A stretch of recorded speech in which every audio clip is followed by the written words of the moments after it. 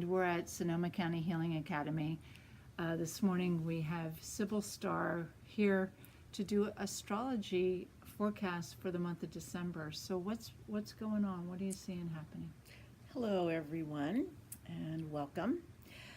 The month of December is a much different energy than the month of November.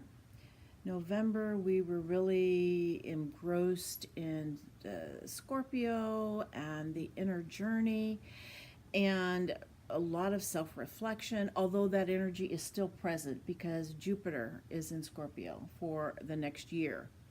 But we're moving into Sagittarius energy right now.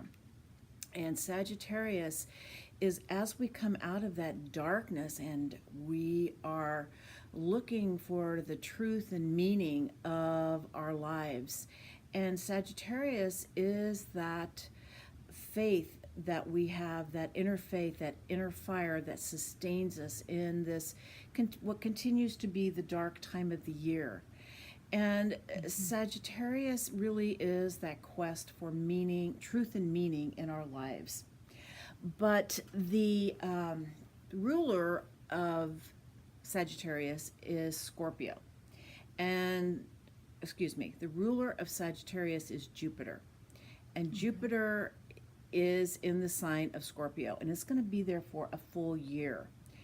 And so what that tells us is that quest for truth and meaning that we are seeking, we'll find in ourselves.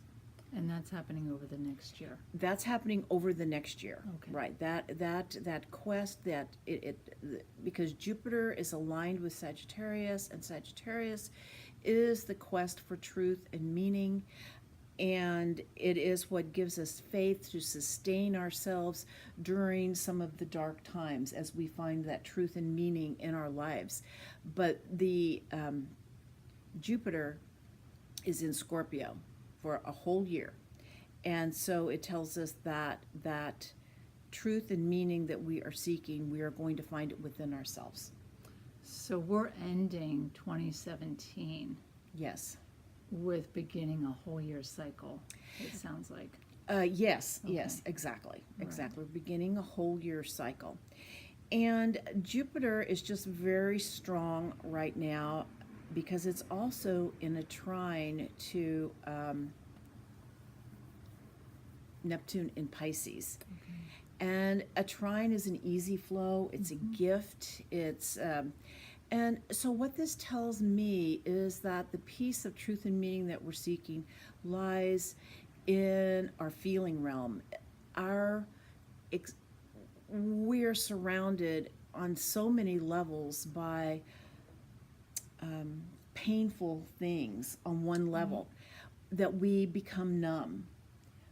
But Jupiter in Scorpio is saying the only way to really change anything is through our emotional body, through feeling what we need to feel.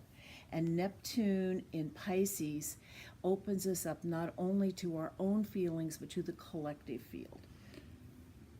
What I want to also ask while we're on this is that what type of practical tips would you suggest to the listener, the watcher right now, on some type of embodiment practices? If you're suggesting to kind of feel your way through something and it's painful. Okay. What I would suggest is a gratitude practice. Okay. Jupiter is also a great gift bringer. Oh, there you go. And so he's telling us as we go into these kind of darker places that, well, a couple of things. One, as I was talking about the trine to Neptune, it can take us to the cosmic realm of feeling where we are one with the divine. So it can take us to great bliss, but it can also take us into the collective field of grief and sadness. And it's like they're all part of the same energy. It's the astral field of the emotional body, and how Collective, the collective, right, and to go into the emotional field. and what shifts the energy to I feel like we're being told we must feel. We cannot numb ourselves out to what's happening in our world. But how to move through it is through a gratitude practice. That every day find something to be grateful for. So kind of give what you want to receive.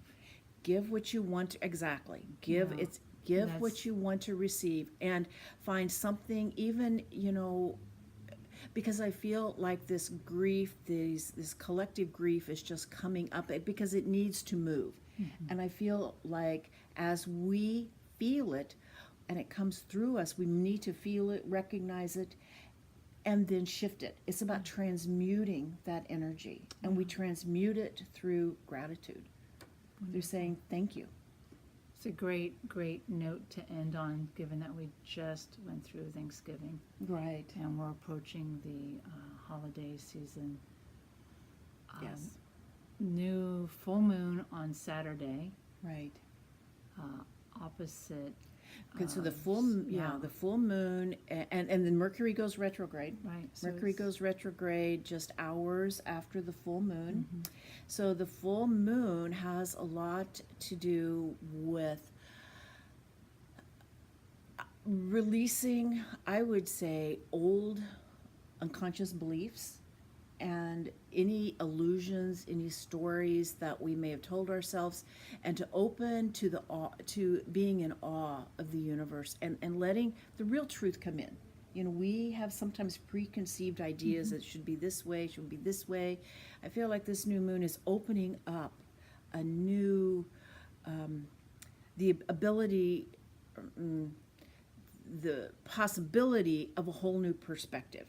Put it that way. That's this Saturday. That's this Saturday. And Mercury goes retrograde shortly after that. You're right. Mercury goes retrograde for 3 weeks shortly after that. And Mercury is in Sagittarius, tightly conjunct the planet Saturn. And of course, when Mercury goes retrograde, it is a time to rethink, reevaluate, edit what's already going on. Recycle. So it's like the stories of our life may come up to help us get a new perspective on them once again. Gotcha. Once again, those old belief patterns, those ways in which we believe ourselves to be that may not be true, they may come up for recycling and review again in this process, and give us a whole new perspective of the bigger picture, our direction in life, and where we're heading. But it requires releasing some ways of our beliefs. Would you take a brief moment to kind of fast forward to the end of the month? Yes. Where we're ending December and actually beginning 2018. That's Right. So the really big thing that happens more towards the end of the month is that the planet Saturn moves into its own sign of Capricorn just days before the winter solstice, when the Okay. sun moves into Capricorn. okay.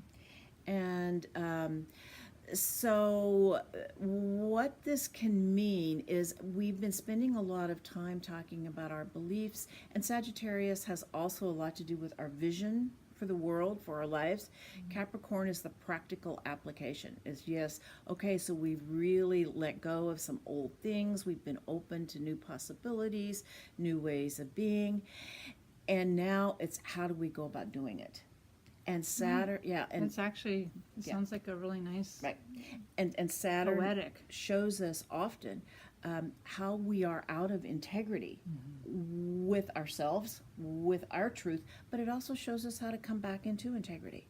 It can be very clear. It's a very practical kind of energy. It shows us with great, if we listen, it's sometimes. When I think about Capricorn, I think about the goat. Really practical, really astute, knows it's going to land on its feet. Right. But cannot miss a step. Exactly. Sometimes Capricorn and Saturn, especially Saturn and Capricorn, is like playing Mother May I.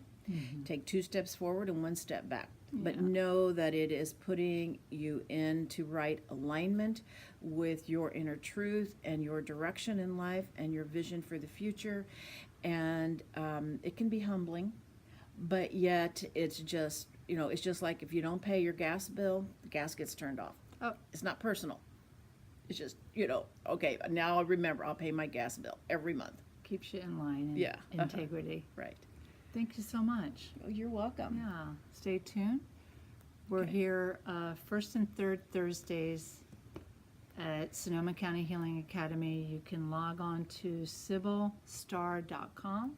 Yes. You want to give some info? Yes, I have a blog at sibylstar.com, and I also have a Facebook blog, Star Nation Oracle.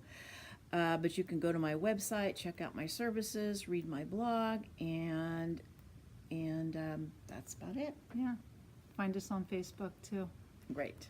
Sokoha, Sonoma County Healing Academy. Thank you so much. Thank Deep you. bow. Namaste. Thank you.